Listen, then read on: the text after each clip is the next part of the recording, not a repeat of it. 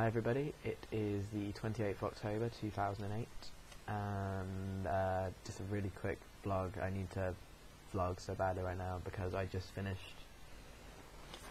Paper Towns by John Green, and yeah, I finished it about half an hour ago, and I basically, from the moment I shut the book, I've basically been sat here just thinking about especially the last section.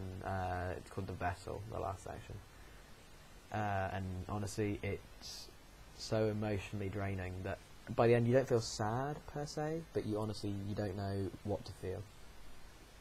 I've only just finished the book, but I can say with absolute certainty that it's my favourite John Green book, and I think I'm going to go out on a limb. I'm going to go out on a limb right now and say that this is the favourite novel that I've ever read.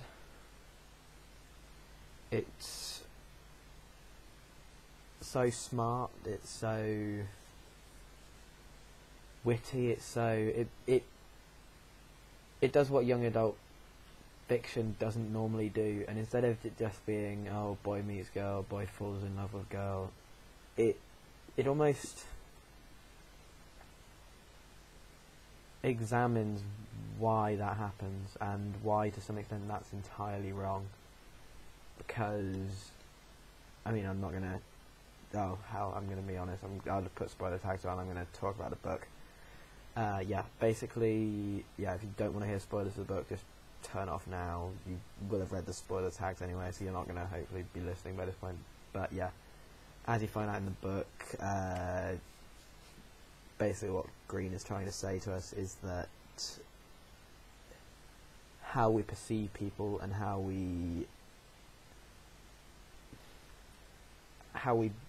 believe somebody truly is not always the way they really are. How Q views Margot from the very beginning, it changes near the middle where he believes that she's dead and he can't bring it to truly believe it. It changes again the more he reads the Whitman book, and the more he reads Song of Myself, and eventually it changes again as obviously they all enter the car and they go off on the mad chase through the night to get to Agloe. And then it changes one last time as he looks at her there and she snaps at them all and he doesn't know how to react. And it's a book about how you truly cannot judge a book by its cover, which is why it's interesting that the book has two separate covers, and how you've got obviously the sad Margot and then you've got the happy Margot. And Green himself has said that neither of these images is a true interpretation of the character or of humanity even, because ultimately nobody can be defined into a deliberate section via what they're thinking, via what they're feeling, via anything like that. The world is constantly changing, the world is constantly different, and ultimately, this is a powerful book. It's labelled young adult fiction because John Green is generally labelled young adult fiction, but this is, some of the themes with which this deals are very, very adult. The scene the first time they go to the mini mall and they can smell the stench of pure death. That's something you'd never normally find in a young adult novel. It wouldn't be there. People can die, but they don't truly explore it. They don't, you hear the person's dead and that's it. The fact that, as it happens, there was no person, it was just it was ultimately a raccoon. It's irrelevant. It's that split moment where you think Margot's gone forever, and you don't know how to react. It's... I didn't cry at the book, because like I said, it didn't make me sad. It just made me drained. I don't know how, I can't...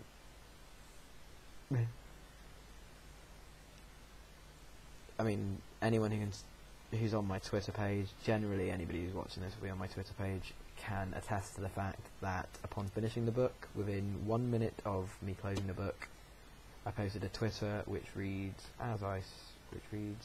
exactly, bear with me, I will give you the exact quotage. Finally finished Paper Towns, wow. That's literally all I can muster right now. It was made of an almost unallowable amount of awesome. And yes, that used my entire 140 characters on Twitter for anyone who was anyone who's sad enough to try and add that up. But yes, yeah. Paper Towns, wow. That's it. That's all I can truly muster about it. It's... yeah, like I say, I'm going to go out on a limb. Best novel I've ever read. Paper Towns. And I really want to read it again, but I think I need to read a few other things first. I need to let this calm down in my mind, this book. John Green. That's the way around I meant to hold it. Yeah, I need to let it, die down in my mind a little bit, read a few other things, and then I need to come back in probably a month or so, and I need to read it again, because I need to be totally sure. Sometimes, you'll read something once, and it'll be utterly amazing, and you'll read it again, and now that you know what's going to happen, it's sometimes not as good, but sometimes it's better. And that's when you know a book's truly great. So yeah, I need to, before I can solidify the fact that it's my favourite book ever, I will need that reread. But I'm going to go out on a limb. Best book ever. Yeah, that's it. That's all I got to say about Paper Towns. To any of you who ignored the spoiler tags and kept listening, and are now going to get annoyed at me for spoiling you all, I'm sorry, but I did ultimately put spoiler tags up there in the title and there in the sidebar, or there in the sidebar, wherever the sidebar is, and in the video before I started spoiling people. And yeah, and I'm going to leave you with a quote from Paper Towns that ultimately, I think it's gonna sort of sum up everything that the book means to me. And unfortunately, I have lost a page. Damn it. Isn't that always the way? I've totally lost the page. You'll all have to bear with me.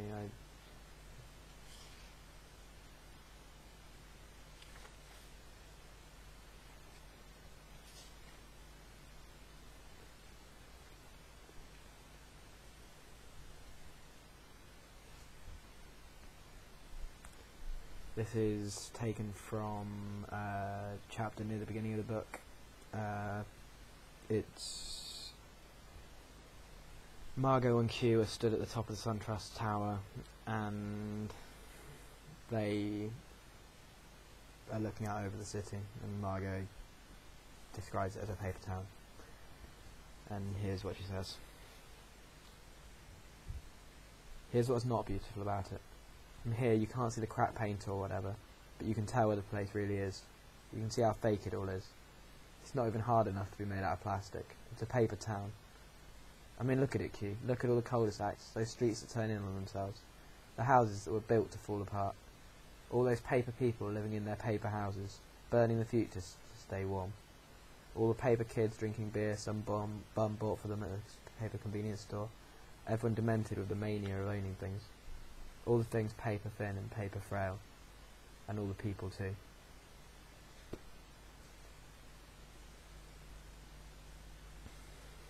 Yeah.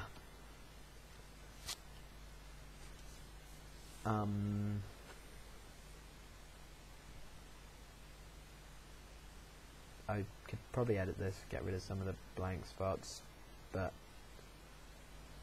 no, the fact that the book is so raw, the vlog can be raw too, raw, unedited, generally just ready to. I mean, yeah, the vlog in its unedited form captures how I'm feeling, because I'm emotionally drained. I'm not going to get the words out immediately. I can't, fully tabulate how I'm feeling about the book, which if I edited it together